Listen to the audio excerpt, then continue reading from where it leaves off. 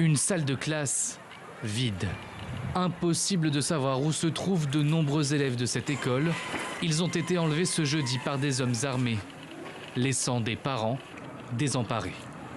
Mes enfants ont également été enlevés. Nous ne savons pas ce qu'ils vivent dans le repère de leurs ravisseurs. Nous implorons le gouvernement de nous aider. Nous n'avons aucune sécurité dans cette communauté, aucun poste de police, aucune présence militaire et aucun groupe de vigilance locale. Nous sommes responsables de notre propre sécurité, alors quand ils le veulent, ils envahissent la communauté.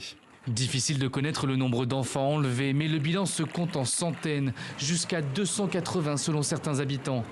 Mustapha Aboubakar fait partie des rares élèves à avoir réussi à s'échapper des mains de ses ravisseurs. Après notre enlèvement et sur notre chemin dans la brousse, j'ai vu un sentier discret et je me suis caché. Je suis resté là et j'ai dormi parce que j'étais fatigué.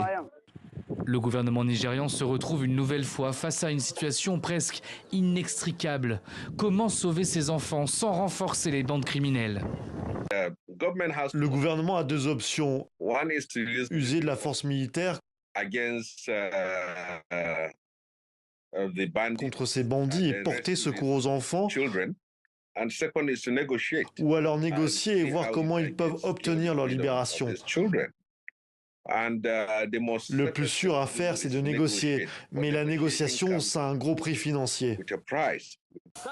Au cours des dernières années, des centaines d'enfants et d'étudiants ont été kidnappés dans le nord-ouest et le centre du Nigeria.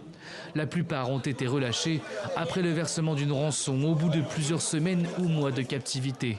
Le quotidien des habitants en est bouleversé.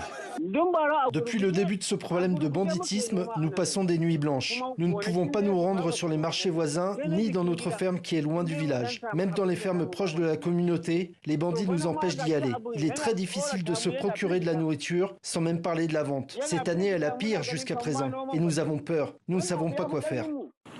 Entre juillet 2022 et juin 2023, selon une société nigériane de conseil, 3620 personnes ont été kidnappées lors de 582 attaques au Nigeria.